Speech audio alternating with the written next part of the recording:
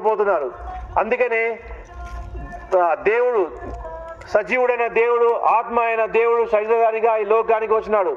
లోకానికి వచ్చి యేసుక్రీస్తుగా ఈ లోకంలో జన్మించి ఆయన తన ప్రాణాన్ని పెట్టి బలిగా అర్పించి మనందరికీ నిత్య జీవం అనే మార్గాన్ని ఏర్పాటు చేసినాడు. ఎవరైతే ప్రభు అయిన యేసుక్రీస్తుని తన సొంత రక్షకునిగా అంగీకరిస్తారో వారికి అందరికీ కూడా నిత్య జీవం అనే భాగ్యం ఉంటుంది. ఆ శుభవార్త చెప్పడానికి ఈ వీధుల్లో మీ మధ్యకి వచ్చినాము. ఆ శుభవార్తని మీరు స్వీకరించవలసిందిగా కోరుతున్నాను. పరిశుద్ధమైన పరలోకపు తండ్రి, ఈ మాటల్ని దీవించండి ప్రభా. విన్నవారిని ప్రభా అర్థం చేసుకునే సహాయం దయచేయని వేడుకుంటున్నాను తండ్రి. ప్రభా ఇంకా ముందుకు వెళ్తుండగా సహాయం దయచేయండి, మమ్మల్ని నడిపించండి. గొప్ప దేవానికి వందనాలు చెల్లిస్తూ యేసుక్రీస్తు నామములో అడిగి వేడుకుంటున్నాను తండ్రి, ఆమేన్.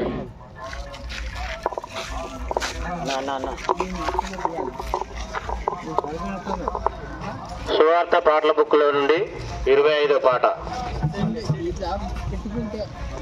యేసులేని చోపాధికాశ్రయమే లేదు,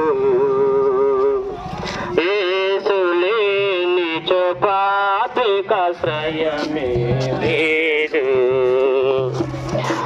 లోకమునా